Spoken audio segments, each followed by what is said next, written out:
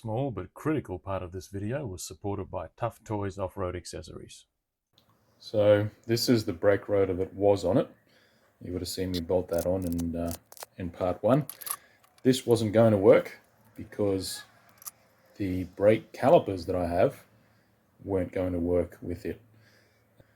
The features on the third member for the diff housing meant that there was no way to bolt them on using the factory bolt holes. So I cut them off and tried to relocate them to the top where I could make some mounts that would work, and that just wasn't happening. I don't know, something about this metal, it just absolutely refuses to be welded. So I've had a change of plan. I'm now using a much smaller, thinner brake rotor off a go-kart, and that's so that I can use a couple of these go-kart brake calipers. It'll be much easier to mount on there.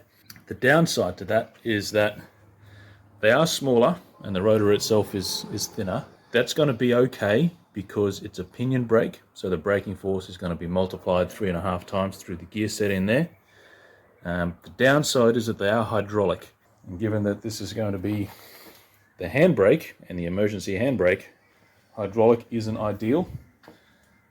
You get a lot more braking force, but they lose pressure over time. So using a hydraulic brake caliper as a handbrake to hold it semi-permanently on a hill isn't ideal.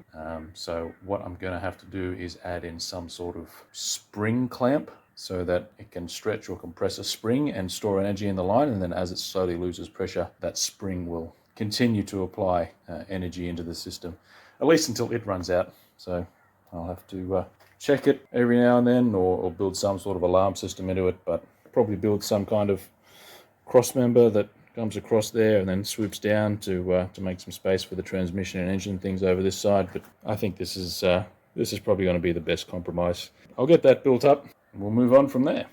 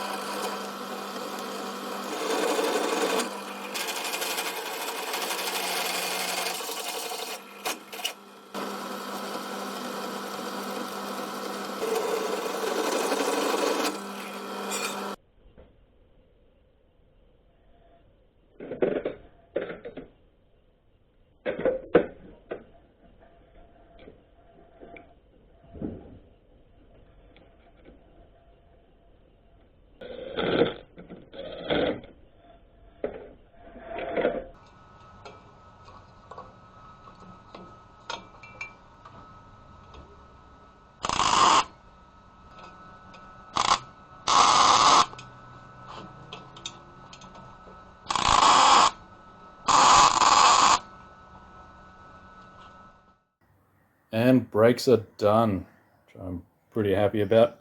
That 8mm plate is not fun to work with.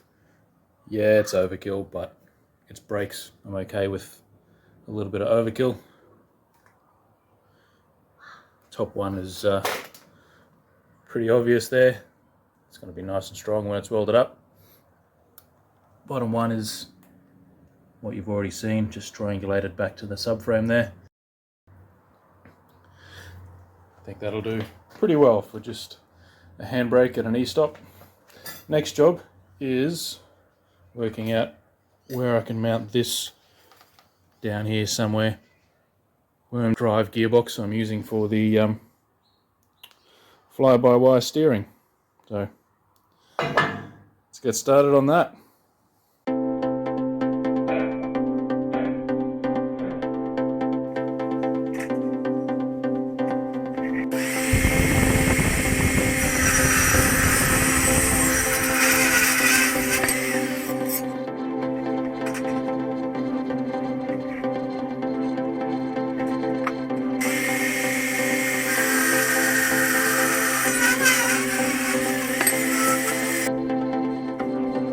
There's supposed to be a sequence here of me drilling holes in these two plates I've just cut. For whatever reason, my phone decided that what was happening outside was far more interesting in the foreground. So you'll just have to imagine. But I drilled 8 holes, bolted them onto the worm drive gearbox, and now it looks like this.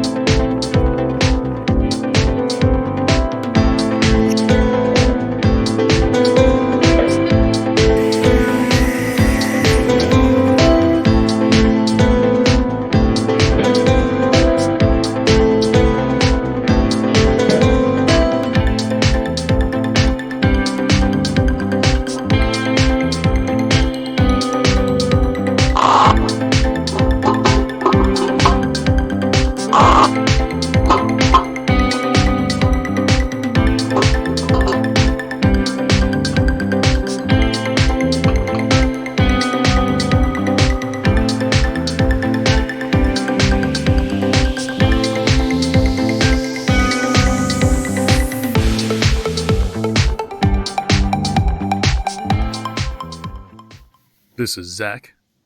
Zach is an absolute legend who's helping me out today, making the steering input flange on his lathe.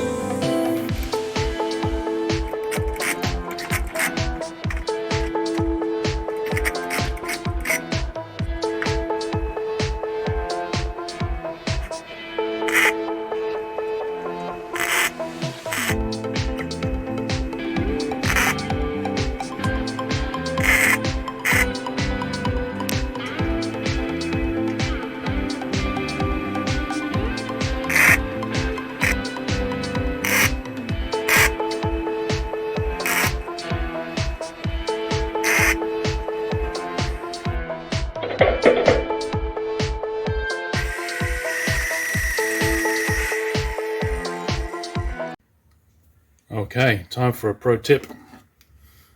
A little piece of tube. So how do we make a straight line down the side of it? Get a little piece of channel. Angle works just as well.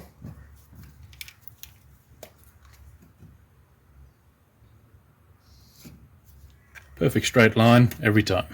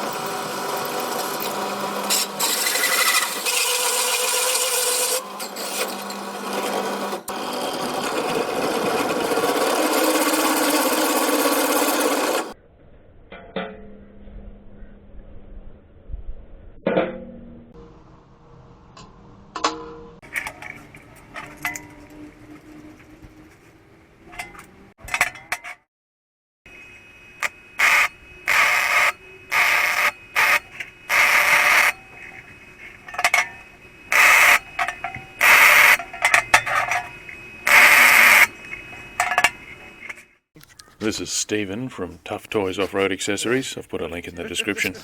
They make some really trick stuff for a bunch of different makes and models. Stephen does some pretty cool stuff himself.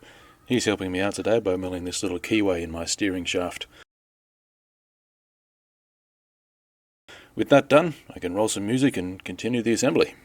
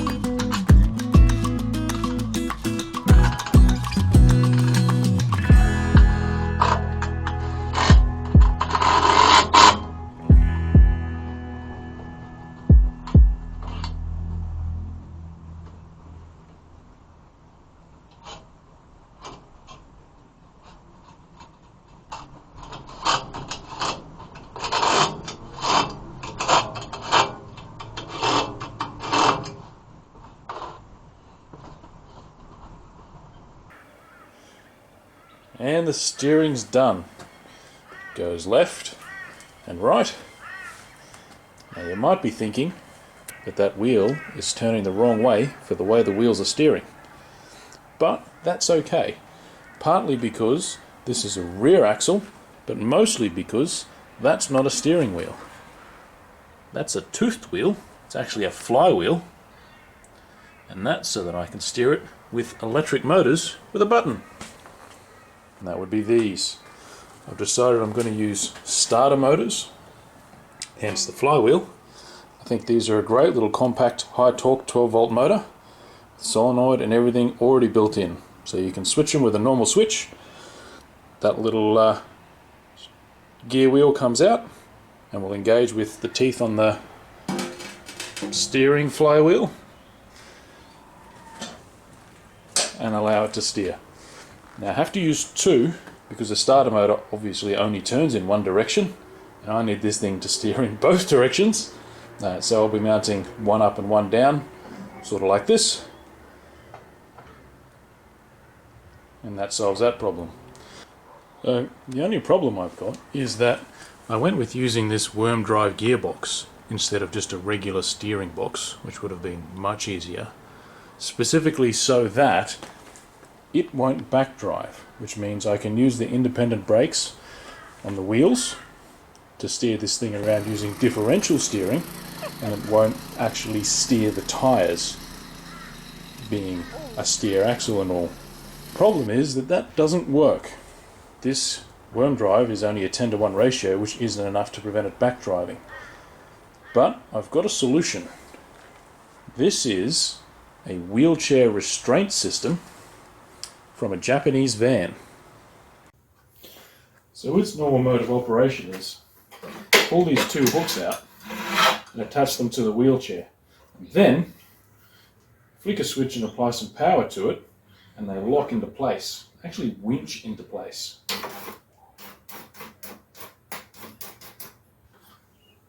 With a fair bit of force. And once that's engaged, it can't come out. And then when you reverse the polarity, they free spool again. So my plan is to mount this somewhere underneath the subframe, and then I can attach one of these to each wheel, and then I can lock and unlock the steering, whether I want to use differential steering or regular axle steering. Alright, let's get this mounted, get the starter motors mounted up, and then we can start putting horsepower in it. Thanks for watching.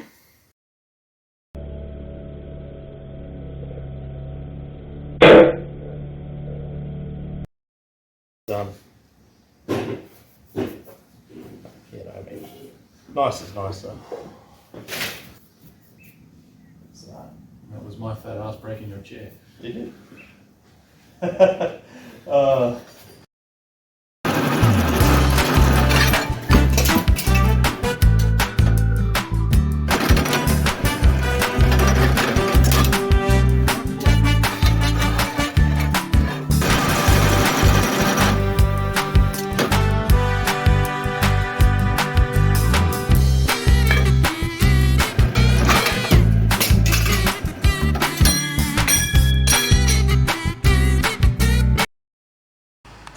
Just wait for this guy to turn his truck off so that I can resume filming.